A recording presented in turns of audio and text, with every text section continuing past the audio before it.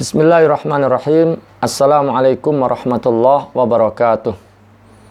Alhamdulillahirabbil alamin. Wassalatu wassalamu ala asyrafil anbiya'i wal mursalin Muhammadin wa ala alihi wa sahbihi ajmain.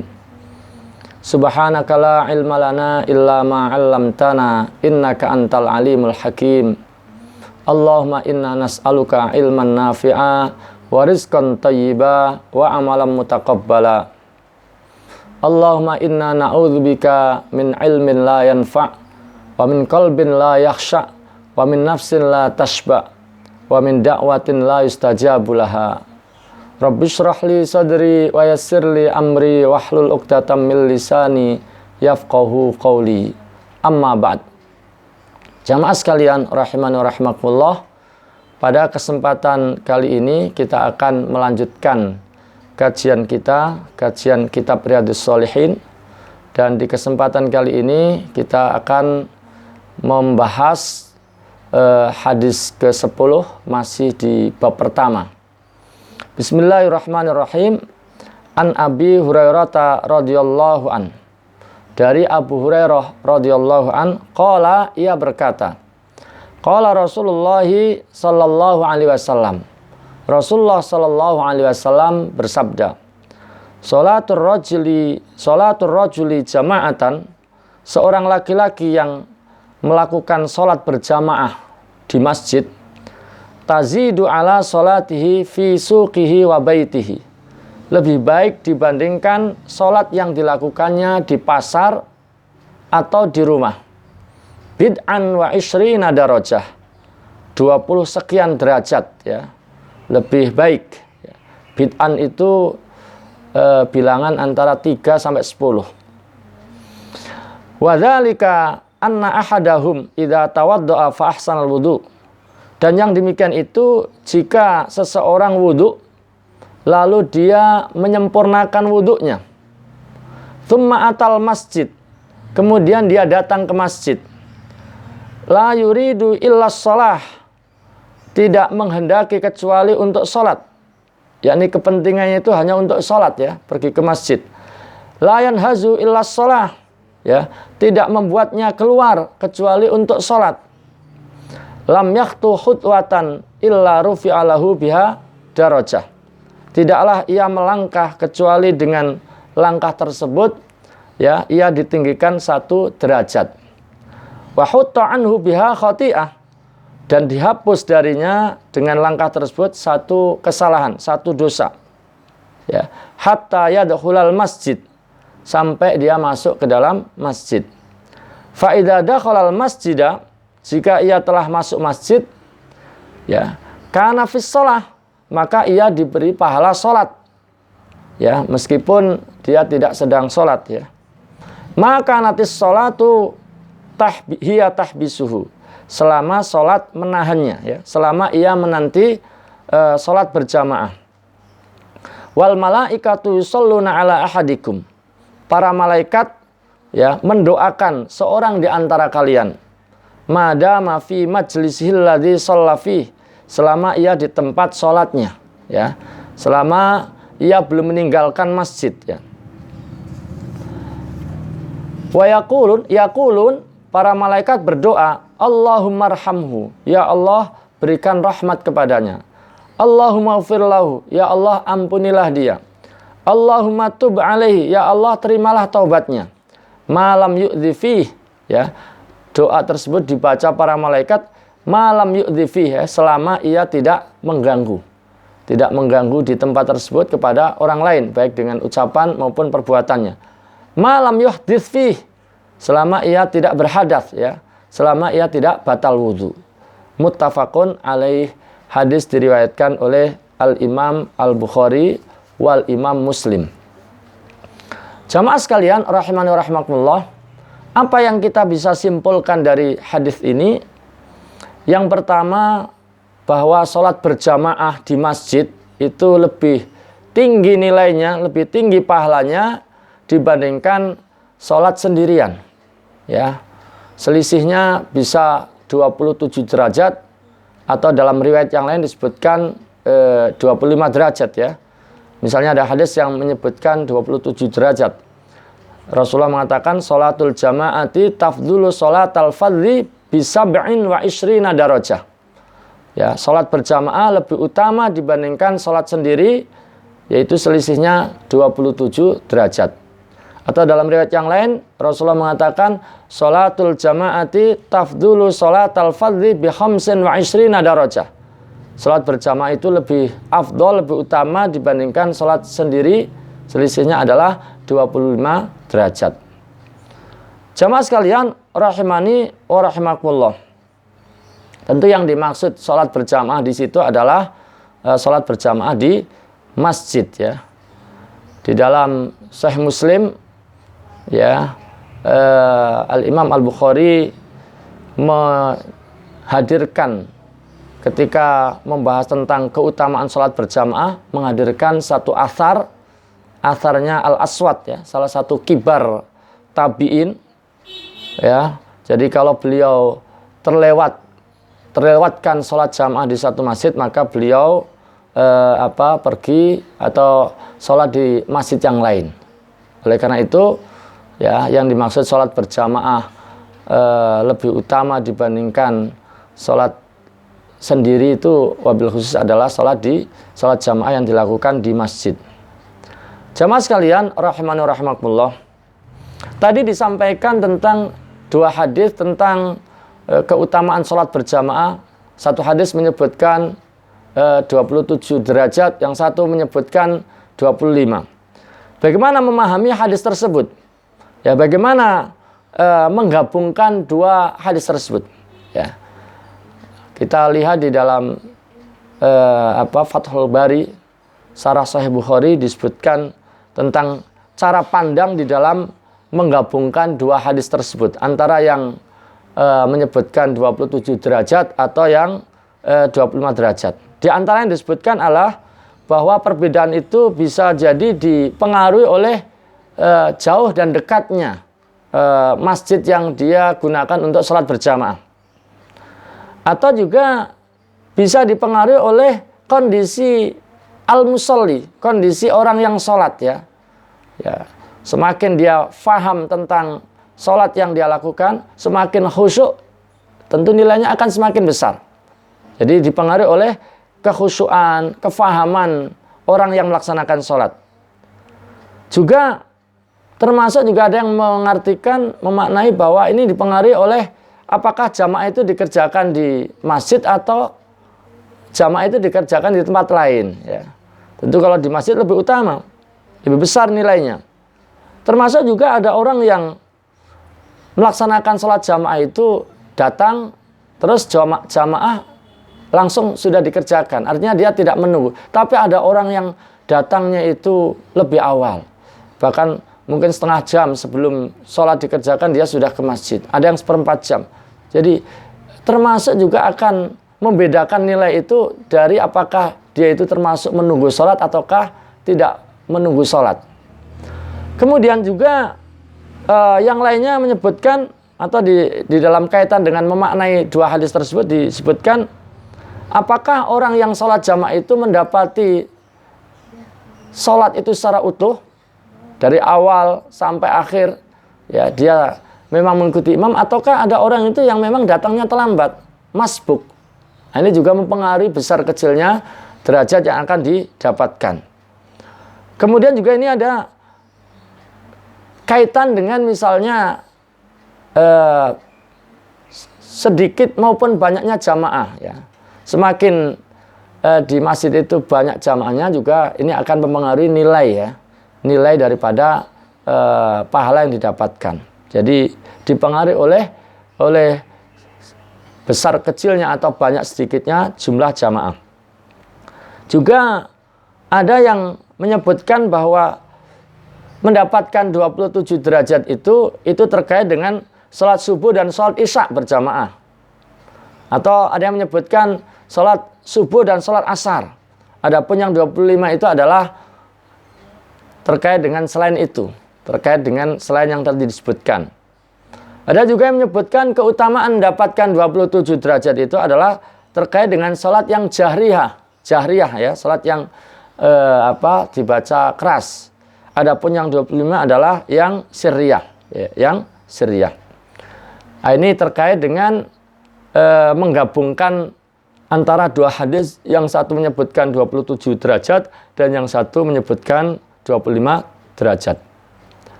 Kemudian hadis yang tadi kita baca juga menjelaskan bahwa bagaimana hukum orang yang sholat di pasar. Maksudnya orang yang dagang, punya kios, punya tempat usaha di pasar, kemudian dia ketika sholat dia tidak keluar dari pasar itu, tapi sholat di dalam kiosnya. Ada ruangan kecil, ada sajadah di situ, dia sholat di situ. Bagaimana hukumnya? Apakah boleh? Secara hukum boleh, ya, sah. Ya, hanya saja tentu makruh, ya. Ya, karena pikirannya pasti sedikit banyak akan terganggu, ya, dengan dagangannya. Pas lagi sholat tiba-tiba ada yang beli Pak, beli, ya, dan seterusnya, ya, atau pikirannya tentu tidak terkurangi kekhusyuannya. Jadi betapapun sah tapi makruh. Begitu disampaikan oleh mu'alif kitab Nuzhatul Muttaqin. Tapi yang jelas sholatnya sah, ya, sholatnya sah. Dan ini banyak kita jumpai, ya, kaum muslimin yang ketika waktu sholat dia tidak meninggalkan tempat usahanya, tempat dagangnya, tapi sholat di tokonya, di kiosnya, ya, di tempat usahanya tersebut. Termasuk jamaah sekalian rahimakumullah, hadis ini juga memberikan isyarat kepada kita tentang bolehnya misalnya musola atau masjid didirikan, dibangun di pasar, di tengah pasar, atau di mall, di tempat-tempat perbelanjaan, ya. Dan ini suka kita jumpai di mall-mall itu ada musola, ya, yang biasanya kita dampati kebanyakan musolanya itu kecil, ya, sangat kecil sekali, mojok, dan kemudian juga, ya, kurang layak lah dibandingkan dengan besarnya mall tersebut. Tapi yang jelas kita lihat dari sisi hukum. Bolehkah itu dilakukan? Bolehkah di tengah pasar itu ada musola? Boleh, ya. Atau masjid misalnya di lingkungan pasar itu atau di tengah pasar itu ada masjidnya, itu boleh didirikan atau dibangun di situ masjid, ya. Karena itu di dalam Sahih Bukhari itu beliau membuat satu bab, yaitu babus sholati fi masjidis suq, bab tentang sholat di masjid pasar. Ini memberikan isyarat bahwa itu boleh dilakukan, ya. Nah, jamaah sekalian, terkadang kalau kita sholat di mall itu kita dapati musolanya kecil. Nah, terkadang ada satu permasalahan di mana ada seorang yang sedang sholat, ya, bapak-bapak, tiba-tiba ada satu orang menjadi makmumnya, yang ternyata itu bukan istrinya, bukan saudaranya, ya, tapi orang lain. Nah, boleh nggak yang demikian? Ada berjamaah, laki-laki dan perempuan hanya berdua, tapi bukan mahram, bukan suami istri, bukan juga mahram. Nah, itu boleh, Kak? Ya, di dalam kitab Sahih Fiqh Sunnah disebutkan bahwa berjamaah yang demikian itu hanya berdua antara laki-laki dan perempuan yang bukan ada hubungan mahram, itu hukumnya tidak boleh. Kenapa? Karena dalam satu hadis disebutkan bahwa la yahluanna rajulun bimra'atin fa inna tsalitsahuma asyaiton. Ya, janganlah seorang laki-laki berkholwat, berduaan dengan seorang wanita, karena yang ketiganya adalah syaitan. Ini tentu bisa juga ditarik dalam bab berduaan dalam sholat. Tapi kalau berduaan itu adalah seorang suami dengan istrinya, seorang anak dengan ibunya, atau dengan salah satu mahramnya, maka boleh. Tapi kalau dengan yang bukan mahram, maka bisa masuk dalam larangan hadis ini. Masuk dalam larangan hadis ini. Adapun kalau jamaahnya misalnya ada 2 orang atau 3 orang, berarti tidak termasuk terkait dengan larangan hadis ini. Yang jelas yang dilarang adalah kalau berdua. Jamaah sekalian rahimakumullah, kemudian saya juga ingin menganjurkan bahwa ketika kita jamaah di masjid yang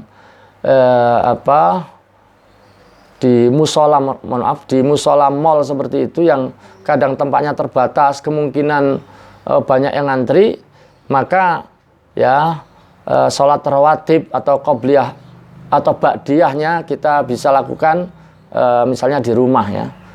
Karena kalau kita laksanakan di tempat tersebut, ini kasihan yang menunggu ngantri, sementara kita ba'diyah tidak harus di tempat tersebut ya. Di samping itu memang secara umum sholat sunnah itu dianjurkannya adalah di rumah, lebih afdal dilakukan di rumah, kecuali sholat-sholat yang memang walaupun sunnah tapi dianjurkan berjamaah di masjid ya, semisal sholat taraweh ya. Ya, tapi secara umum sholat sunnah ya dianjurkan untuk dilakukan di rumah. Sebagaimana Rasulullah SAW pernah mengatakan, sholatul mar'i fi baitihi afdalu min sholatihi fi masjidi hadza illal maktubah ya. Seseorang sholat di rumahnya itu lebih afdal daripada dia melaksanakan sholat di masjidku ini, maksudnya Masjid Nabawi ya, illal maktubah, kecuali sholat fardu. Jadi selain sholat fardu itu lebih afdal dilakukan di rumah, walaupun itu bahkan bandingannya sholat di Masjid Nabawi. Nah ini secara umum demikian. Tapi bukan berarti tidak boleh sholat sunnah dilakukan di masjid ya. Boleh ya, tapi juga jangan sampai ya di rumah kita tidak kita sisakan bagian untuk melaksanakan sholat sunnah. Jadi sebisa mungkin ada bagian-bagian sholat sunnah yang kita kerjakan di rumah. Di samping kalau bab sunnah itu lebih afdol di masjid itu, di rumah itu adalah agar lebih terjaga kerahasiaannya. Jamaah sekalian, rahimani wa rahimakumullah.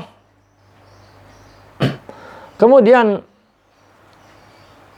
hal lain yang perlu dijelaskan di sini adalah apa korelasi hadis ini, hadis tentang sholat berjamaah ini dengan bab yang kita bahas. Bab yang kita bahas kan bab ikhlas dan bab niat. Apa korelasinya?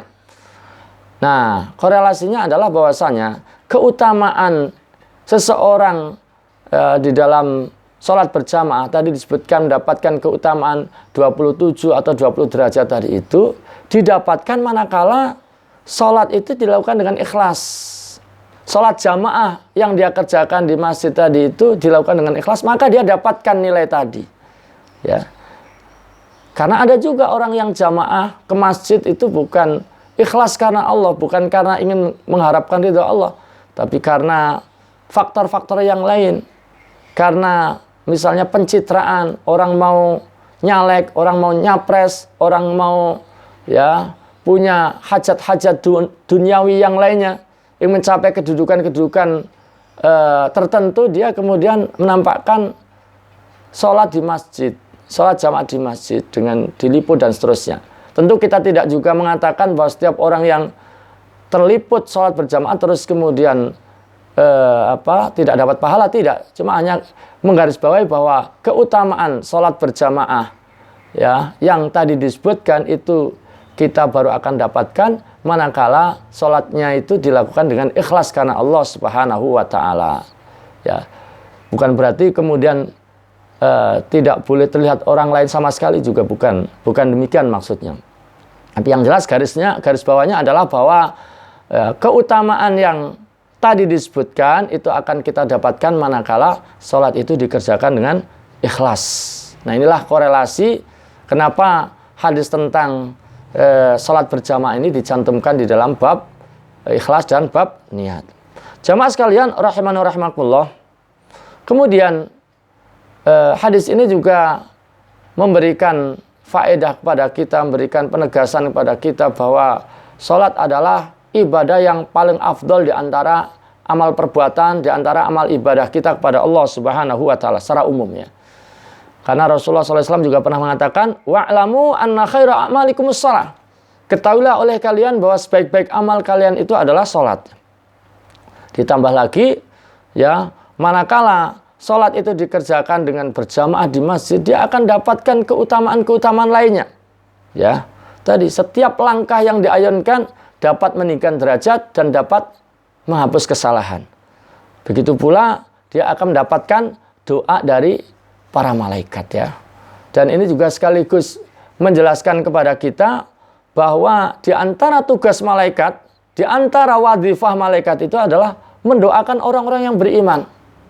Ya. Dan mereka adalah makhluk yang senantiasa taat kepada Allah. Dan di antara wadhifahnya, tugasnya itu adalah memohonkan ampun kepada Allah untuk orang-orang beriman, mendoakan orang-orang beriman, bersolawat ya kepada, di antara adalah kepada orang yang beriman. Sebagaimana disebutkan dalam surat Ghafir, a'udzubillahi minasyaitonirrajim, alladzina yahmilunal arsya wa man haulahu yusabbihuna bihamdi rabbihim wa yu'minuna bihi wa yastaghfiruna lilladzina amanu. Ya. Para malaikat yang memikul arsy dan yang berada di sekelilingnya, ya, bertasbih dengan memuji Allah Subhanahu wa taala, memuji Rabb-nya. Wa yu'minuna bihi, dan mereka beriman kepadanya. Wa yastaghfiruna lilladzina amanu, dan mereka istighfar, memohonkan ampun kepada Allah untuk siapa? Lilladzina amanu, kepada orang-orang yang beriman. Jadi di antara tugas malaikat itu adalah mendoakan orang-orang yang beriman, memohonkan ampun kepada Allah untuk orang-orang beriman. Nah, siapa yang akan didoakan? Siapa yang akan dapatkan salawat dari para malaikat? Didoakan, dimohonkan ampun kepada Allah. Nah, tadi di antaranya adalah disebutkan orang yang sholat berjamaah di masjid, ya, orang yang sholat berjamaah di masjid. Ya, ini tentu dalam kaitan sebagaimana disebutkan tadi, selagi dia masih dalam wudhunya, selagi dia belum batal. Jadi dia akan senantiasa mendapatkan doa itu selama dia belum batal. Bagaimana kalau sudah batal? Ya dia bisa wudhu lagi. Tempatnya di luar misalnya. Ya, dia wudhu dan kembali lagi, maka insya Allah dia akan tetap dapat keutamaan sebagaimana saat belum batal tadi.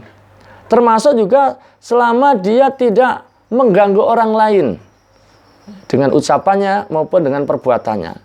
Tidak melakukan hal-hal yang dilarang di masjid, tidak melakukan hal-hal yang merusak ya adab-adab di dalam masjid. Maka orang yang seperti itu akan mendapatkan tadi doa dari para malaikat. Jamaah sekalian, rahimana rahimakumullah, dan kita perlu tahu bahwa orang yang menunggu sholat itu tadi keutamanya sangat besar ya, didoakan oleh para malaikat ya, didoakan oleh para malaikat dengan Allahumma ghfir lahu tadi, Allahumma arhamhu, ya Allah curahkan kepadanya rahmat, Allahumma ghfir lahu, ya Allah ampunilah ya dosanya, Allahumma tub alaihi, ya Allah terimalah taubatnya.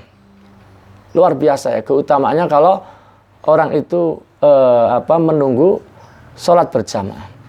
Lebih afdol lagi kalau menunggunya itu adalah sesudah sholat. Sesudah sholat, kemudian dia menunggu sholat berikutnya.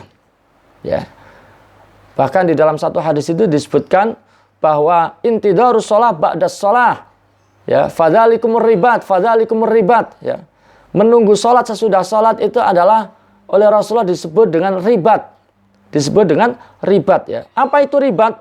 Ribat itu adalah di antara maknanya adalah berjaga di perbatasan. Berjaga di perbatasan. Perbatasan antara wilayah kaum muslimin dengan wilayah orang kafir.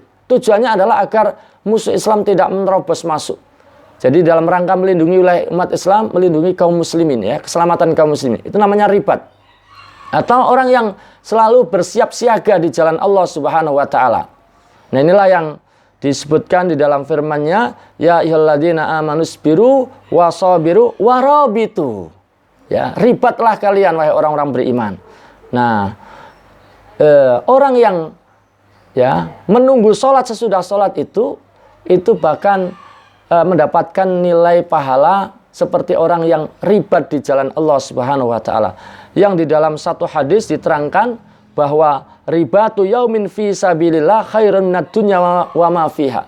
Ya, melakukan ribat di jalan Allah sehari saja, ya, sehari saja, maka itu adalah lebih baik daripada dunia dan seisinya. Nah, orang yang setelah sholat kemudian dia menunggu sholat berikutnya, misalnya habis sholat maghrib karena sudah tidak ada kewajiban-kewajiban yang hendak dilakukan, ya, yang harus ditunaikan, dia tidak pulang ya. Habis sholat jamaah di masjid, sholat maghrib, dia tidak pulang, menunggu sampai waktu isya ya.